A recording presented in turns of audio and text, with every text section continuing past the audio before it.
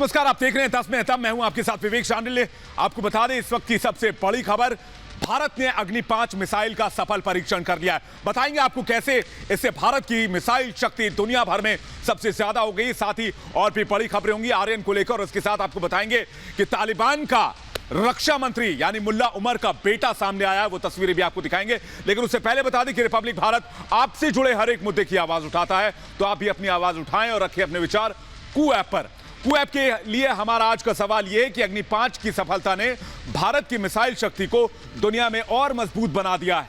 आप इस पर जवाब दाखिल करें, रिपब्लिक भारत को कू ऐप पर फॉलो करें और रिपब्लिक भारत पर आप कू ऐप पर अपने विचार भी रख सकते हैं। सवाल का जवाब हम आपको इस बुलेटिन के अंत में दिखाएंगे।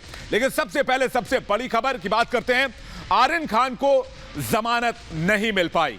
विपक्षी के जो आरोपी पक्ष के जो वकील हैं उनकी दलील तो पूरी हो गई, लेकिन एएसजी की दलील आज नहीं हो पाई, जिसकी वजह से उनकी बेल आज नहीं हो पाई। लेकिन अगर आर्यन को 2 दिन के अंदर बेल नहीं मिलती है तो फिर उन्हें लंबे वक्त तक जेल में भी रहना पड़ सकता है। देखिए एक्सक्लूसिव रिपोर्ट।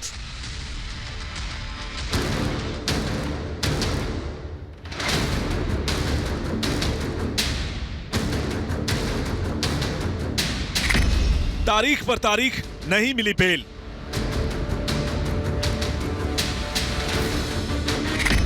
जमानत का इंतजार और हुआ लंबा।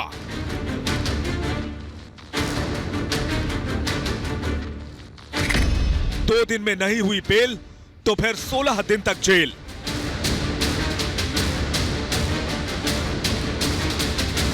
क्रूज ड्रग्स केस में गिरफ्तार आर्यन खान को आज भी अदालत से राहत नहीं मिली। 2 घंटे से ज्यादा चली आज की सुनवाई में दलीलें काफी दी गई, लेकिन फैसला नहीं हो पाया। आर्यन के वकीलों की पूरी कोशिश थी कि आज आर्यन को जमानत मिल जाए, लेकिन अरबाज और मुनमुन धमीजा के वकीलों की दलील पूरी होने के बाद आज एएसजी एनसीबी का पक्ष नहीं रख पाए और अब कल 3 बजे अदालत इस मामले पर सुनवाई करेगा, जिसके बाद सबसे पहले कोर्ट में एएसजी एनसीबी का पक्ष रखेंगे और फिर अदालत अपना फैसला सुनाएगी। लेकिन उससे पहले आज अरबाज और मुनमुन के वकीलों ने कोर्ट में दावा किया कि इस मामले में न ही कोई साजिश की गई है और एनसीबी ने गलत धाराओं में केस दर्ज किया है।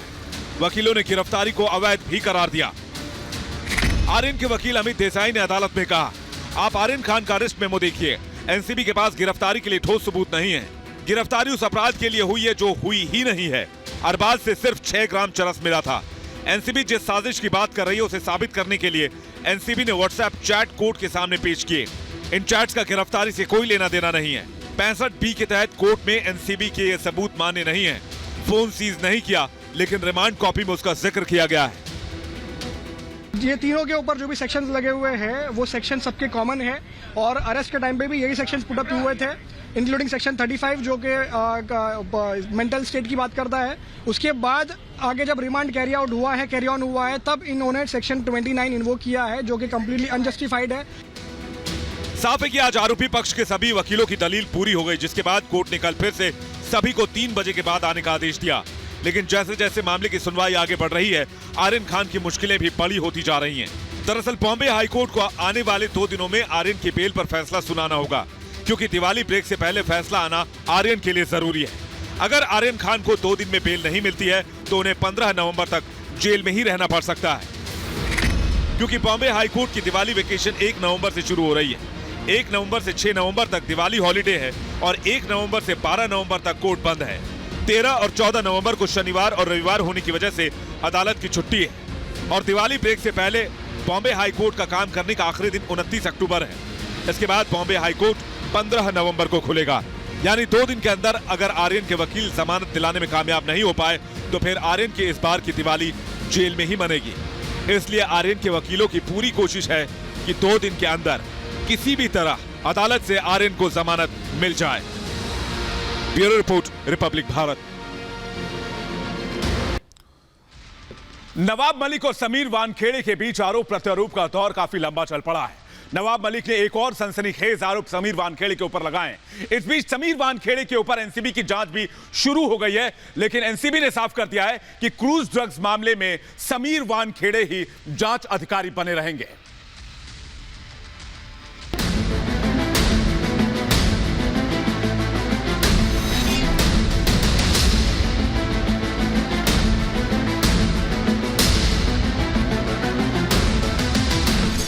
वानखेड़े नवाब की लड़ाई में दाढ़ी वाले की एंट्री।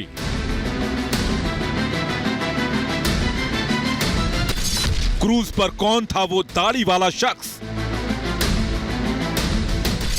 वानखेड़े तक पहुंची जांच की आंच। हर गुजरते दिन के साथ समीर वानखेड़े और नवाब मलिक की लड़ाई तीखी होती जा रही है। पहले बर्थ सर्टिफिकेट को सामने रखकर वानखेड़े पर हमला बोला गया, फिर निकाहनामे को हथियार बनाया गया और अब महाराष्ट्र के कैबिनेट मंत्री नवाब मलिक ने दाढ़ी वाले की एंट्री कराकर समीर वानखेड़े पर अब तक का सबसे बड़ा हमला बोला है।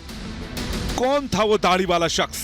नवाब मलिक के मुताबिक उस रात पार्टी में जो दाढ़ी वाला शख्स था वो एक इंटरनेशनल ड्रग लॉर्ड है जो अपनी गन वाली गर्लफ्रेंड के साथ वहां आया था, लेकिन समीर वानखेड़े ने उन्हें वहां से जाने दिया। वो दाढ़ी वाला है। वो दाढ़ी वाला कौन है सारे एनसीबी के लोग जानते हैं और हमें लगता है कि इस पूरे खेल में जो दाढ़ी वाला है उसकी मित्रता वानखेड़े साहब से भी है। 2 अक्टूबर की रात क्रूज में चल रही ड्रग्स पार्टी पर एनसीबी ने छापा मारा था। इस छापेमारी के दौरान आर्यन समेत कुल 8 लोगों को गिरफ्तार किया गया था। ड्रग्स गैंग के खिलाफ हुई कार्रवाई के तुरंत बाद नवाब मलिक ने समीर वानखेड़े के खिलाफ मोर्चा खोल दिया था और एक के बाद एक आरोपों की बारिश कर दी। नवाब मलिक ने वानखेड़े पर बड़ा हमला बोलते हुए कहा, फर्जी प्रमाण पत्र दिखाकर आईआरएस बने, जिस पर वानखेड़े ने पलटवार करते हुए कहा कि निजी दस्तावेज साझा करना मानहानि है। जाति पर सवाल उठाते हुए मलिक ने आरोप लगाया कि वानखेड़े के पिता मुस्लिम हैं, नाम दाऊद के वानखेड़े है, जिसका जवाब देते हुए वानखेड़े ने कहा कि पिता हिंदू हैं और नाम ज्ञानदेव कचरूजी वानखेड़े है। फिर मलिक ने शादी पर सवाल खड़ा करते हुए कहा कि वानखेड़े की शादी डॉक्टर शबाना से हुई थी, जिसका जवाब देते हुए वानखेड़े ने कहा कि 2006 में शबाना से शादी हुई थी लेकिन 16 में तलाक हो गया था। और अब नवाब मलिक और वानखेड़े की लड़ाई में दाढ़ी वाली की एंट्री से मामला और गर्मा गया है। समीर के समर्थन में उतरी पत्नी क्रांति रेडकर ने अपनी शादी की तस्वीरें शेयर की हैं और नवाब मलिक पर पलटवार करते हुए कहा है कि ड्रग्स मंडली का साथ देकर वो अपनी पद की गरिमा को कम कर रहे हैं। अगर उनको पैसे लेने होते, एक्सटॉर्शन किया होता तो ये पहले नहीं करते। ये आज पहली केस में ऐसा क्यों हो रहा है कि एक्सटॉर्शन के चार्जेस लग रहे हैं? क्यों? क्योंकि उन्होंने नवाब मलिक जी को के दामाद को पकड़ा, इसके लिए आज एक्सटॉर्शन कर रहे हैं समीर वानखेड़े। स्पॉटलेस करियर है मेरे पति का। मेरे बेटे का निकाह हुआ ये मानता हूँ मैं। मेरे बहू का पहला डॉक्टर शबाना से शादी हुई। साइन किया तो आपने निकाहनामा में पढ़ा नहीं कि उसमें दाऊद लिखा हुआ है? तो आता नहीं और इंग्लिश में लिखा है तो मुझे कुछ पता ही नहीं चला। इतने बड़े अच्छे माहौल में कोई दुनिया में नहीं कोई पढ़ सकता कि मेरे बेटे का नाम क्या, बहू का नाम क्या। जो क्या है वानखेड़े पर लगाए जा रहे आरोपों का पूरा सच? ये बड़ा सवाल बना हुआ है। इस बीच एनसीबी की 5 सदस्यीय टीम ने समीर वानखेड़े के ऊपर लगे आरोपों की जांच भले ही शुरू कर दी गई हो। आज के लिए अभी के लिए इतना काफ़ी है कि हम लोगों ने जांच शुरू कर दी है। आगे साक्ष्यों का स्टेटमेंट वगैरह होगा। जब हम किसी निष्कर्ष पे पहुंचेंगे तो आप सबके साथ उसका रिजल्ट साझा किया जाएगा। समीर वानखेड़े के ऊपर लगे आरोपों की जांच भले ही एनसीबी कर रही हो, लेकिन सवाल यह है कि आखिर वो कौन लोग हैं जो ड्रग्स के खिलाफ हो रही एनसीबी की कार्रवाई से परेशान हो उठे हैं। Bureau report, Republic Bharat. और अब आज की सबसे बड़ी खबर आपको बता दें, भारत की मिसाइल शक्ति में बेतहाशा इजाफा हो गया है। डीआरडीओ ने अग्नि 5 का सफल परीक्षण किया है। यह मिसाइल 5000 किलोमीटर तक मार करती है, जिसकी जद में पूरा चीन और पाकिस्तान है। 3, 2, 1, now, 1, 2,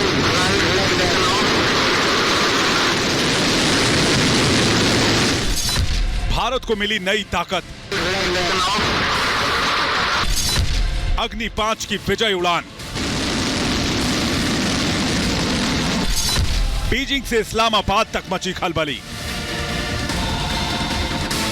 भारत को ऐसी ताकत मिल गई है जिसके होने का मतलब है चीन की हर चालबाजी का करारा जवाब। भारत की इस ताकत को देखकर इमरान खान के माथे पर चिंता की लकीरें आ गई। Defence research and development organisation यानी डीआरडीओ ने जमीन से जमीन पर मार करने वाली अग्नि 5 बैलिस्टिक मिसाइल का सफल परीक्षण किया है। अग्नि 5 5000 किलोमीटर तक सटीक मार करने की क्षमता रखती है। यह मिसाइल 17 मीटर लंबी और 2 मीटर चौड़ी है। इसका वजन 50 टन है। इसका रेंज 5000 किलोमीटर है। यह इंटरकॉन्टिनेंटल बैलिस्टिक मिसाइल है। मिसाइल में 1.5 टन का वॉरहेड ले जाने की क्षमता है। इसकी रफ्तार 29,000 किलोमीटर प्रति घंटे से ज्यादा है। बेहद सटीक निशाना लगाने वाली इस मिसाइल की जद में पूरा चीन और पाकिस्तान है।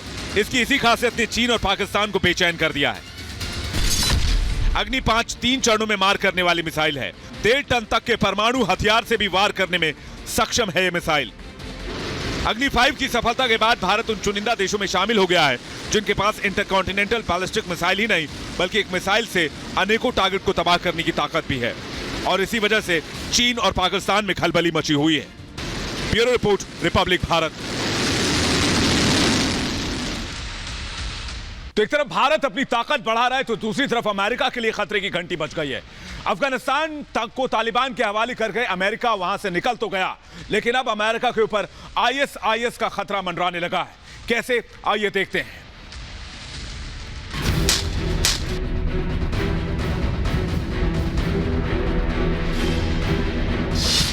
आईएसआईएस खुरासान लेगा अमेरिका से बदला। टेरर प्लान की खुफिया रिपोर्ट से खलबली। अमेरिका पर मंडराया सबसे बड़ा आतंकी खतरा।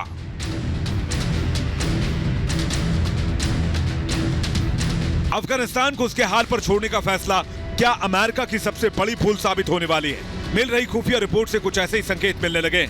अमेरिकी खुफिया एजेंसी के मुताबिक अफगानिस्तान के आतंकी संगठन मजबूत हो गए हैं। 6 महीने के अंदर आईएसआईएस खुरासान अमेरिका पर बड़ा हमला कर सकता है।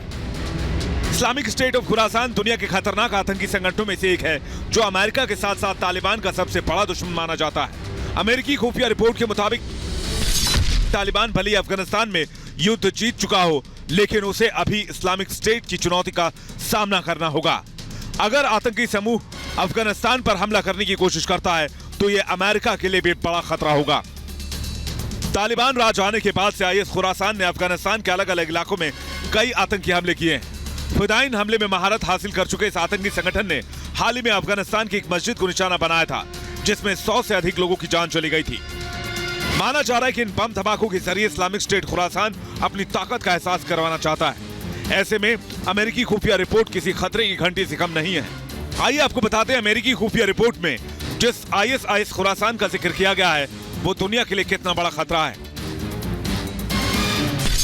इस्लामिक स्टेट खुरासान आईएसआईएस का क्षेत्रीय सहयोगी है। अफगानिस्तान और पाकिस्तान में ये पूरी तरह से सक्रिय है। अफगानिस्तान के आतंकी संगठनों में सबसे खतरनाक और हिंसक माना जाता है। 2015 में आईएसआईएस केपी की स्थापना हुई थी। फिदाइन हमलों को अंजाम देने में आईएसआईएस खुरासान माहिर माने जाते हैं। रूसी मीडिया के मुताबिक तालिबान के आने के बाद इस आतंकी संगठन ने खुद को इतना मजबूत कर लिया है कि अफगानिस्तान से निकलकर ताजिकिस्तान और उज्बेकिस्तान में भी तबाही मचाने की फिराक में है, जिसे लेकर रूस के राष्ट्रपति व्लादिमीर पुतिन पहले ही तालिबान को चेतावनी दे चुके हैं। दरअसल अमेरिका की मौजूदगी में इस्लामिक स्टेट खुरासान खुद को मजबूत नहीं कर पाया। अमेरिका के जाते ही इस्लामिक स्टेट खुरासान ने तालिबान को अमेरिका का पिट्ठू बताते हुए अफगानिस्तान की नई सरकार के खिलाफ ऐलान जंग कर दिया था। Bureau report, Republic Bharat. Taliban का संस्थापक मुल्ला उमर और उसका बेटा पहली बार कैमरे के सामने आए। मुल्ला उमर की मौत हो चुकी है लेकिन उसका बेटा अब तालिबान का रक्षा मंत्री है। मुल्ला उमर के बेटे के सामने आने के बाद भी खलबली मची हुई है।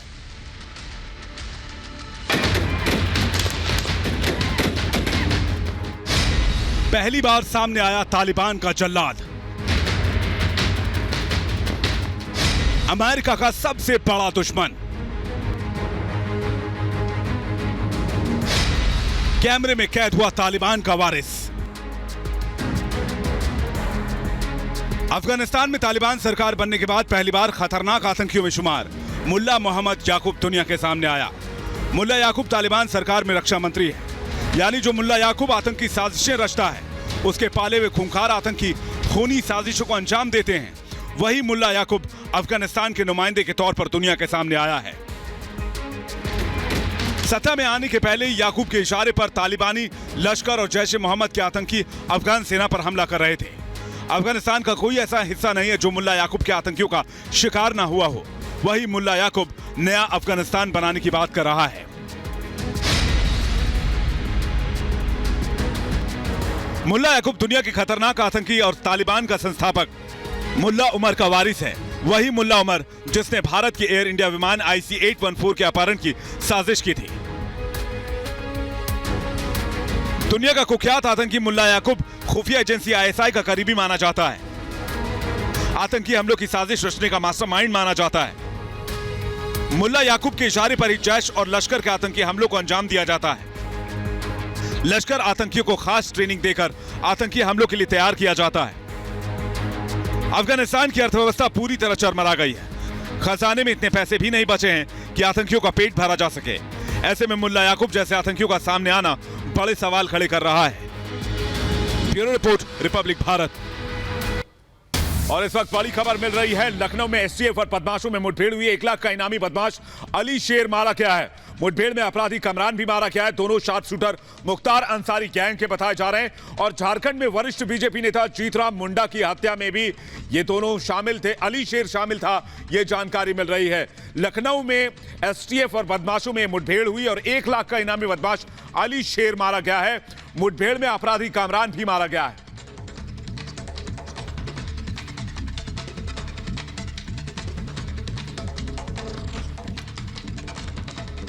और अब बात करते हैं आज के कू ऐप पर पूछे गए हमारे सवाल की। कू ऐप पर हमने पूछा था कि अग्नि 5 की सफलता से मिसाइल शक्ति की दुनिया में भारत ने नया मुकाम हासिल किया है।